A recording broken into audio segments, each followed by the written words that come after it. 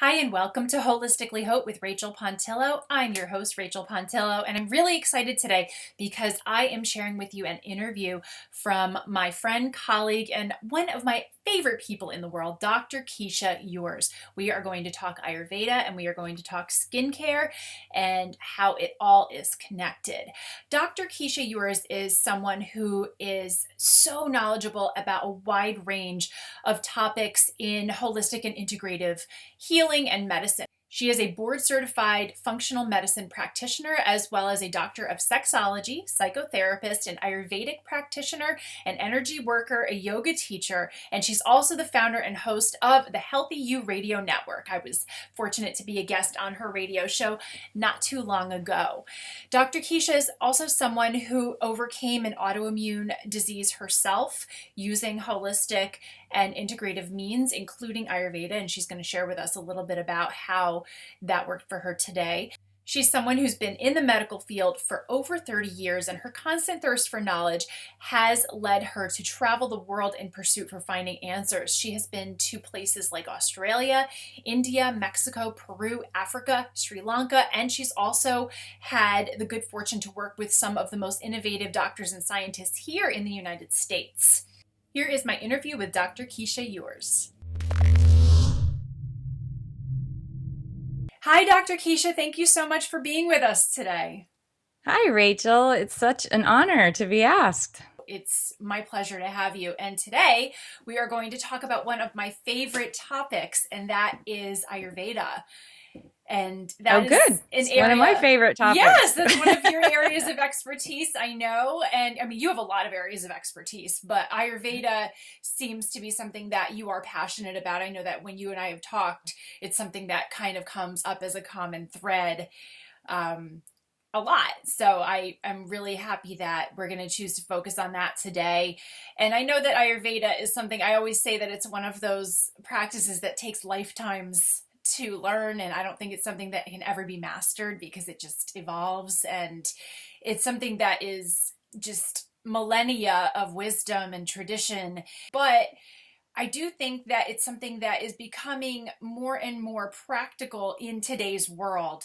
So I would love it if you could give us just kind of a brief overview, just to give people an idea of what Ayurveda is and what they should be kind of looking for in terms of terminology and understanding and where to start. Sure. So Awesome. Ayurveda literally is the sister science of yoga. And so it comes from India. It's timed at anywhere between 5,000 and 10,000-year-old system, and it's the medical arm. So it's from the same volume of books called the Vedas, where yoga exists, also Jyotish, which is the Ayurveda or the Indian astrology, and then also Vastu, which is Indian feng shui, you could say, or how you order your home so you have the best energy or your environment. So Ayurveda is the science of life. That's how it's translated from Sanskrit to English. And what they knew so long ago, before we had asphalt paved highways and we had cell phones and computers, there's a group of people they call the rishis, which are the sages, that would just observe humans and their interactions with the universe that we live in and write that down over a period of hundreds of years. So that's where all of this comes from. And one of the things they observed, and this is so revolutionary for the era that we live in, is that we're not all the same person. We Shocker. can't, I know, exactly. We can't expect to have the same diet, the same form of exercise, the same skincare routine, the same sleep routine. All of these things are according to our body type.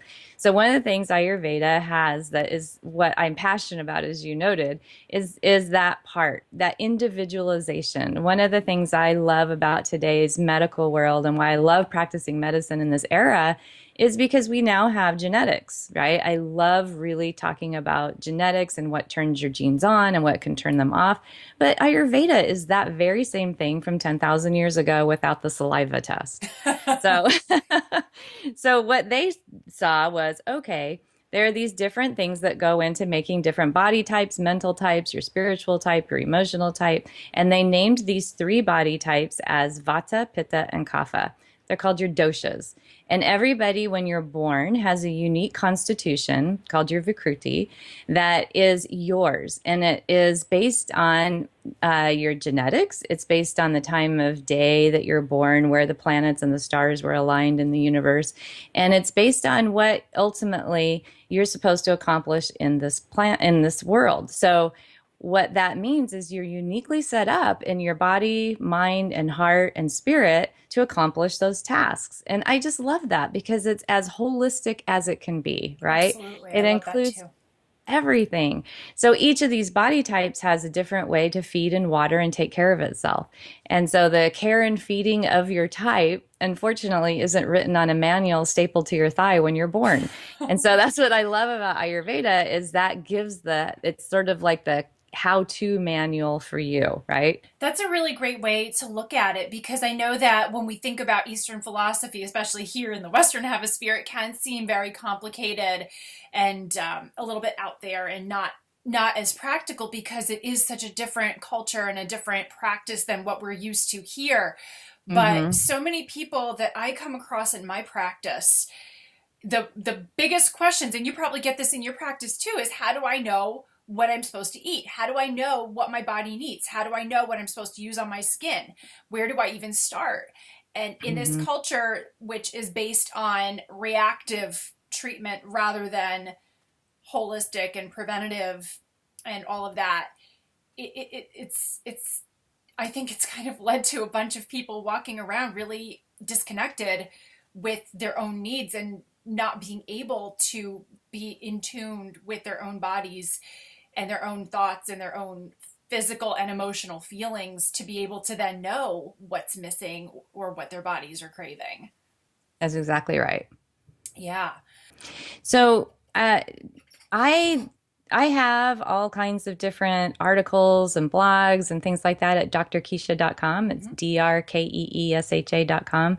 And there's a free opt-in that I give. It's a little gift when you go onto the front page of my website. And it's a 46-page ebook that talks about all of these different ways of being toxic and how to start on that road. One of the things that I think is so important, and this was my case when I had rheumatoid arthritis, is that you don't change your entire life upside down in one day, And so this is a nice, I call it from fatigue to fabulous, and you I love that. take it a step at a time. You don't get into that space where so many of us, if you're the pitta body type, right, or a pitta mental type, which is what I am, and you have that in you too. It's my It's second. Yeah. I want to know this now. Now. I know. And I'm a pitta kapha. And the kapha part of me is the grounded energy that says, okay, this is the race, not the sprint, right? It's the long game. And so I write things for that. And because I am pitta, I give a ton of information all at once. And I've heard people say this is so overwhelming. So I'm learning to cut it back. But this is a nice beginning to just say, okay, here are some different ways in all of these areas that we're talking about. And then there's a little quiz on my site for your constitution. Now, one of the things about online quizzes for Ayurveda dosha types, they're not very accurate. And the problem with this is that the way that you answer those questions is subjective because it's your experience, right? And it's your But it experience for what happens to be going on right now right with you. now, yes. And so you have to think about it when you answer the questions of what was I doing when I was 20? And you start there because often by the time you get to my age, people are saying, oh, they answer it differently because they've learned a few things along the way. But you have to think about how you would have been at 20 with these different things. Like a pitta person doesn't skip meals well, they get hangry. Well, I can skip many Love meals that now, word. right? Because I'm now into Vada stage of life. Mm. And so I can forget to eat the way a Vada person can do and get really wound up in my thought process. And my kapha side of me just could go without for days without eating. Pitta cannot. And so now I've grown out of that pitta hangry thing and I can skip meals and that's not very good actually. So I have to remind myself, oh yeah, you got to have a meal right here. So when you are taking an online quiz, you have to think about that. What stage of life are you in now? What were you like when you were 20? Because where you are today is you're going to be the difference between that and your birth constitution is your imbalance, Right. the imbalance of where you are today. So that's actually the most important thing. We don't want everybody to be equal parts Vata, Pitta, and Kapha unless you were born that way. You're supposed to be the balance of where you were born, and every single the minutes of the day, what you eat, your thoughts, they all are taking you out of balance. And so it's a Right, because they constant. all have their own doshas too. They all have their Exactly. own characteristics. Yes. And I look at it as like it's kind of easier when you're talking about Chinese medicine with yin and yang because you can kind of see it as like a pendulum kind of back and forth or a seesaw. But with the doshas, it's kind of like you have your seesaw and then you have your third one who's like the mediator, like, okay, no, you guys calm down now. And it kind of, that third one can bring the other two back. But knowing who's on the seesaw and who's the mediator kind of can be part of the challenge. Right. And that's where the pulse, the tongue, the fingernails, your bowel movements, your skin, the lines on your face, these things all give you information. And that's one of the things that I write about in my newsletters. What are your fingernails telling you? What are your bowel movements saying to you? If you will take a moment to look before you flush, what Right. do the lines on your face actually mean?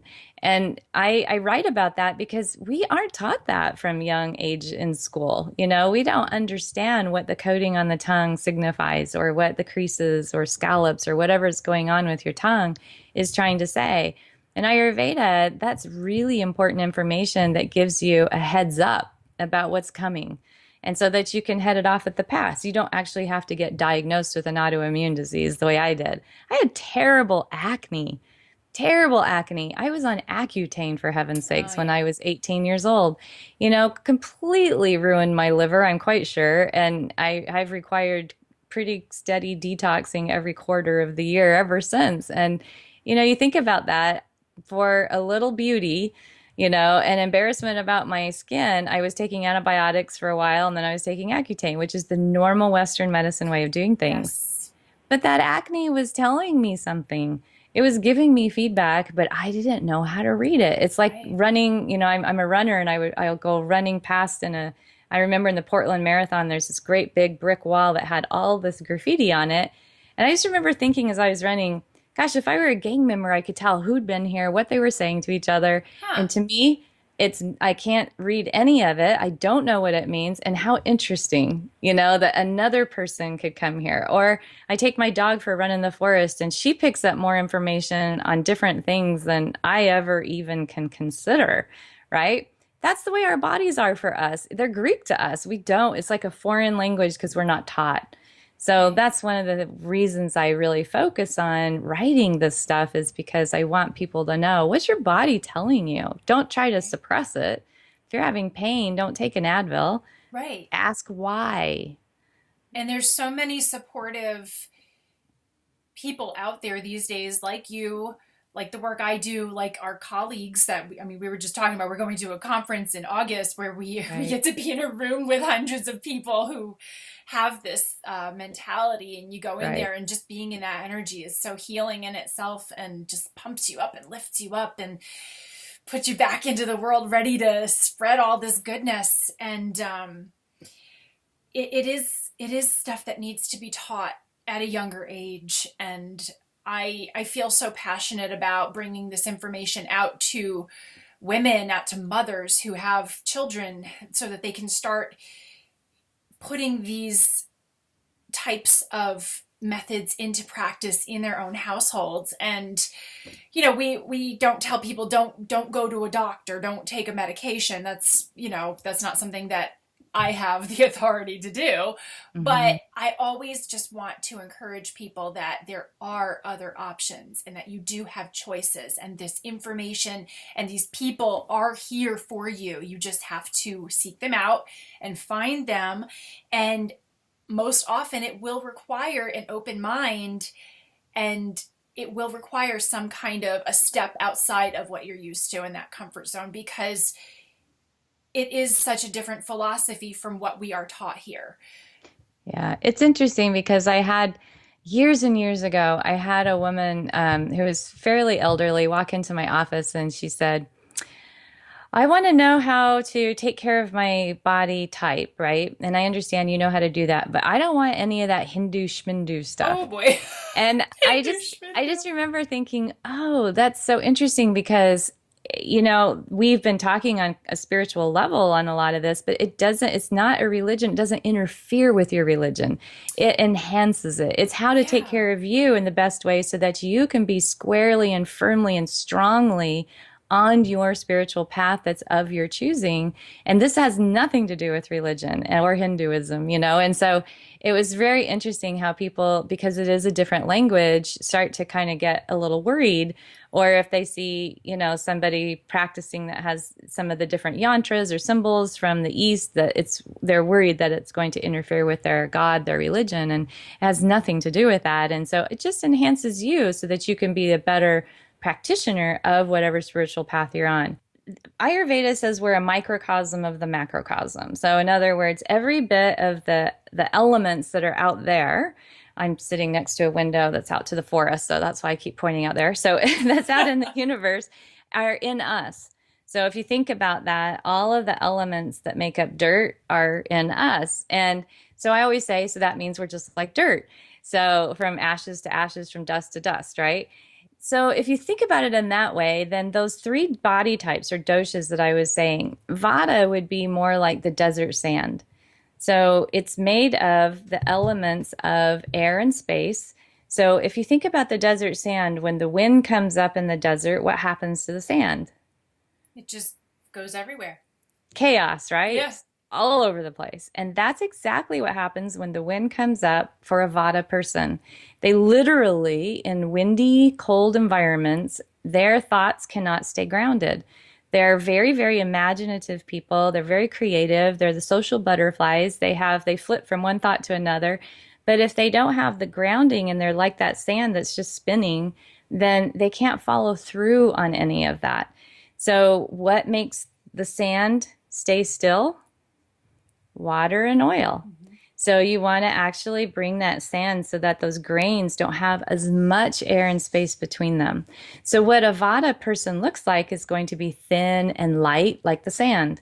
And they have thinner hair, thinner eyebrows, thinner lips, and thinner bone structure.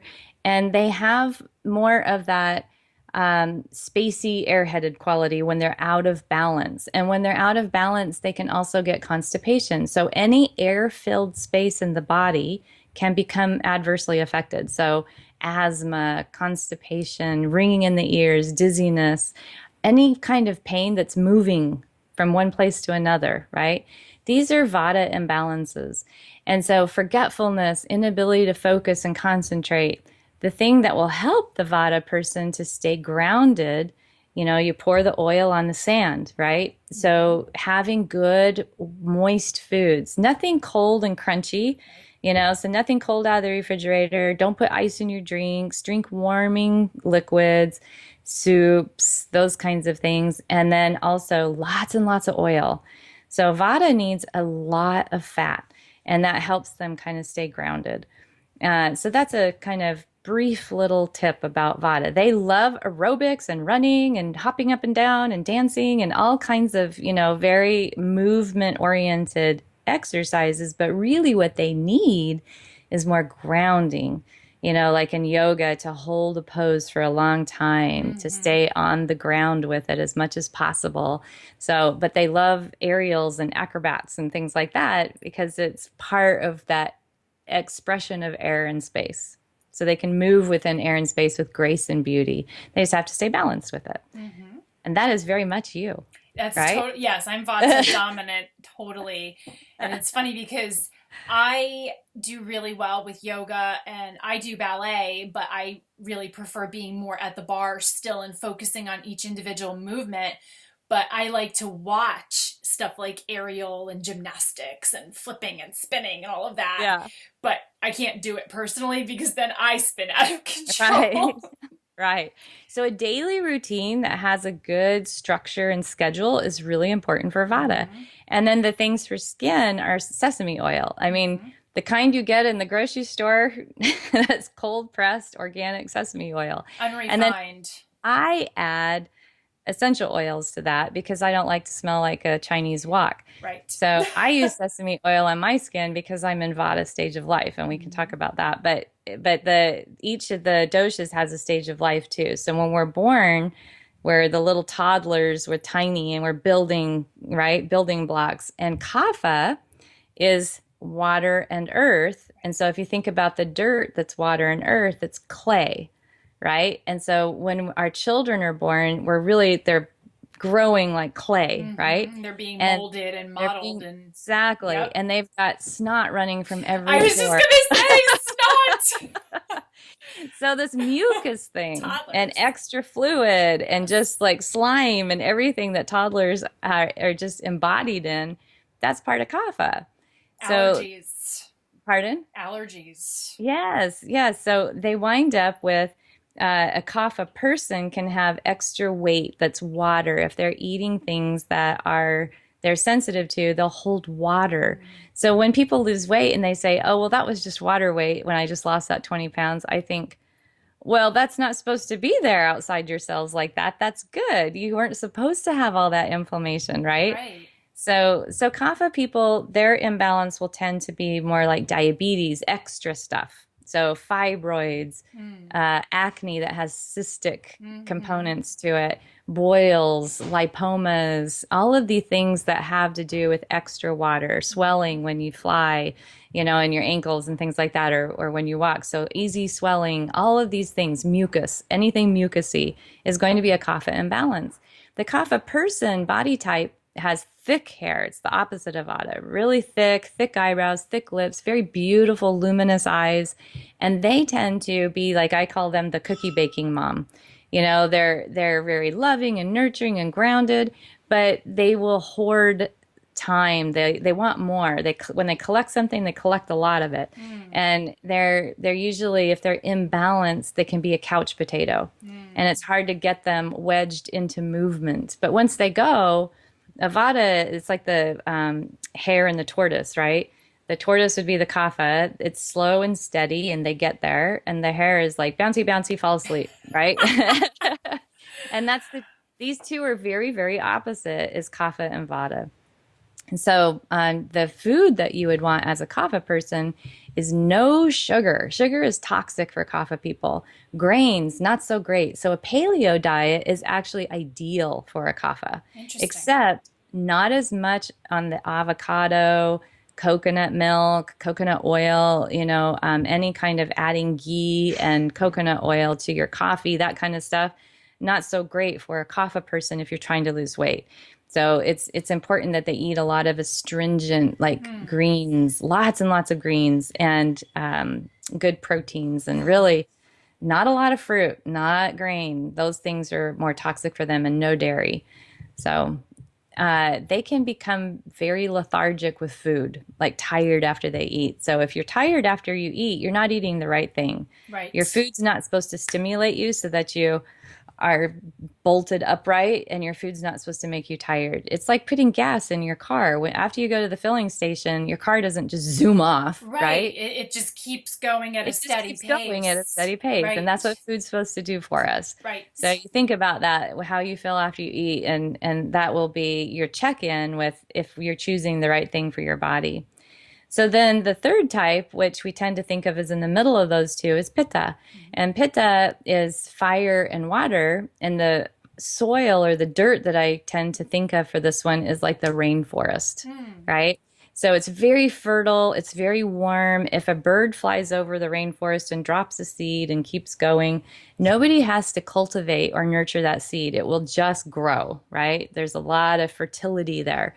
So that's what pitta. So if when pitta thinks of something, then they are also creative, but they have the fire to follow through on it, and they can actually get things done. So you're a Vata Pitta person, and so when those creative things come up, you have enough fire to accomplish them, which is great. Now, the fire in a Pitta can lead to burnout, or I was just gonna say, yep, I yeah, get stuff done until I burn out, and then I'm exactly. done for like a week, and I can't Right. even function. Right. And I used to be like that too until I burned out my adrenals and did all of the stuff that Pitta people generally Oh yeah. do. And so now I pace myself a little bit better, but still not so well. It's So, hard when that's in you and you have that yes, drive and you want to get things done, but exactly. you got So to be cognizant of that. right. So Pitta is the typical type A personality. They're very driven and they drive themselves. And then they're very impatient with people that can't keep up with them.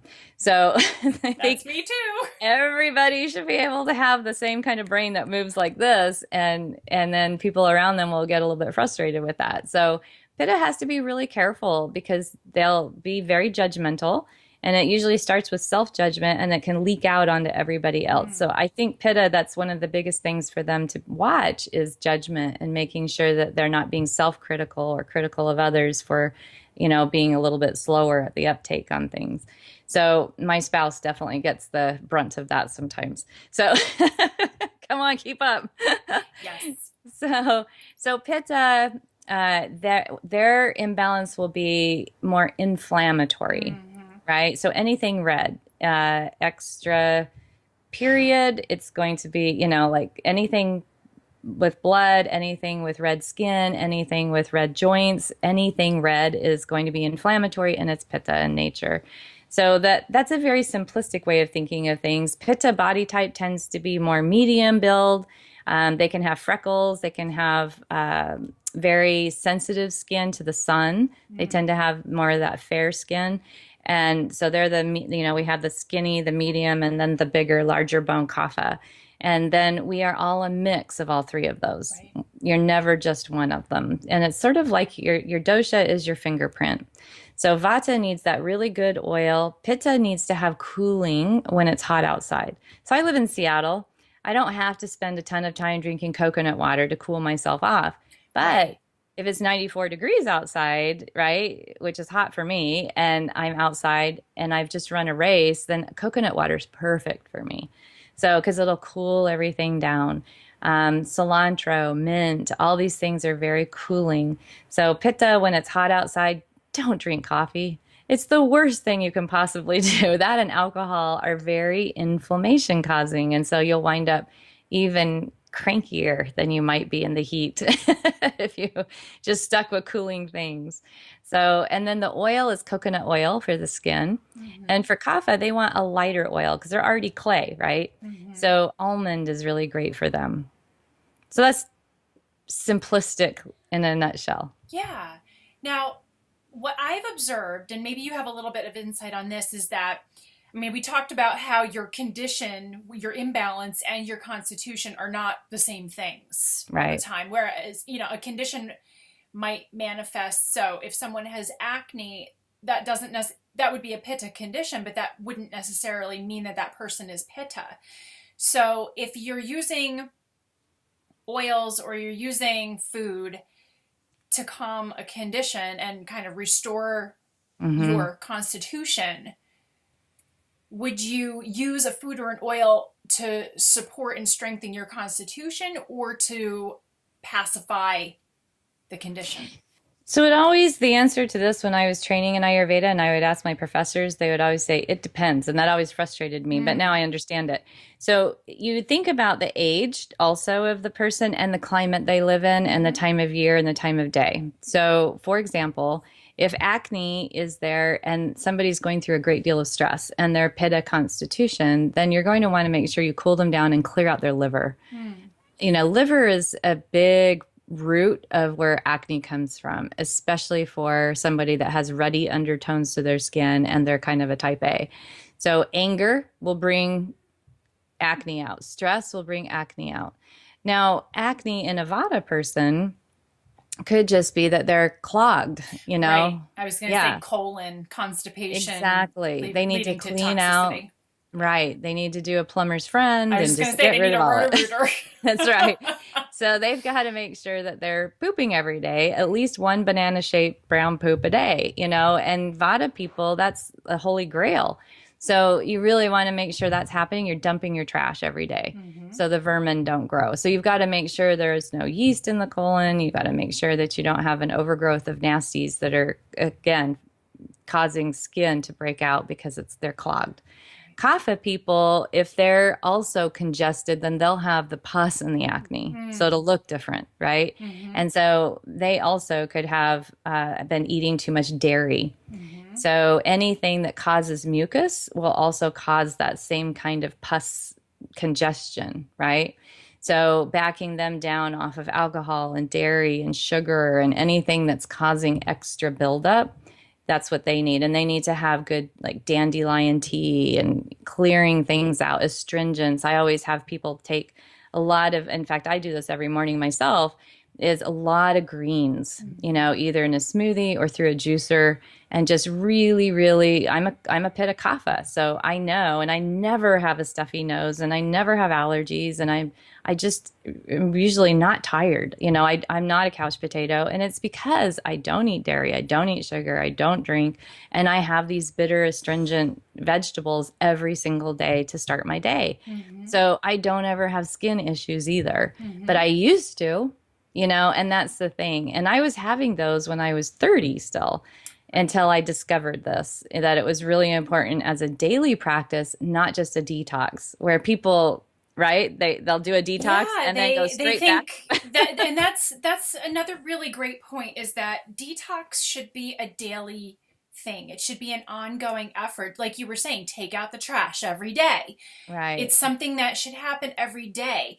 I mean, I am a fan of a seasonal cleanse just to kind of keep things going, especially because, let's face it, there are times that we don't always get to take as good care of ourselves as we should when we get busy or when we get stressed or for whatever reason, if we're traveling, whatever. So for those reasons, I think it is good to kind of keep that maintenance right. up, and I like to do it seasonally personally, but it should be an ongoing effort. I don't like when people rely on a seasonal cleanse to dump a season's worth of trash and then they go right back into putting trash back in. Right, That's right. not how it I works. call it the retox roller coaster. Yes, I used to have yes. a couple of friends, I still have them, but they were so funny. They would know I'd go through a cleanse and then they'd show up on my porch with pizza and Oh say, yeah. "We're the bad news retox bears."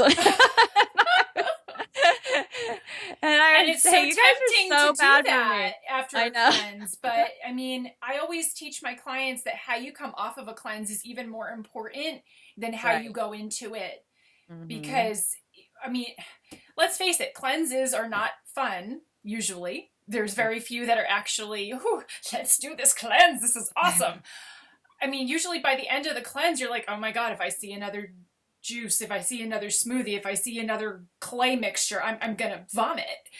So when somebody comes with pizza and beer or whatever, it's like, yeah, but you have to pause and say, why am I going to undo all of the good that I just did? Exactly. And it, it doesn't mean that you can never have things like pizza in your life. It just means that you don't want to just dive into something that hard to digest and that complicated and that toxic. It is toxic, especially, when people, this is something I noticed for me, and maybe you noticed this when you first discovered all of this for yourself, but when I first cleaned up my diet, I found I couldn't eat even one thing. Like one piece of pizza would knock me out. I would have to go to bed and then I would be, probably TMI here, but I'd be constipated for like 3 days and Hmm. bloated. And I used to be able to drink a lot of alcohol when I was younger. I mean, we go through that stage. And then when I cleaned out my diet, I would find that I couldn't predict how alcohol would affect me. I could have one glass of wine and be physically sick and then have to go to bed, or I could have a couple and be fine, but it wasn't something that I could ever predict. Whereas back in the day, I would know what my tolerance was. So I had to stop drinking completely for a while and until I could, understand how my body was reacting. And I still have to be very careful with alcohol. But So I don't drink alcohol and I don't eat pizza.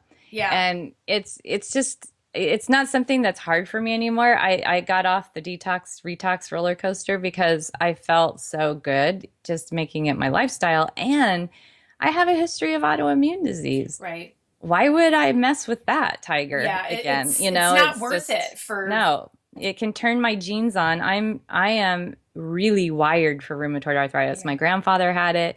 I've got a ton of DNA that's wired for it. And what turns it on?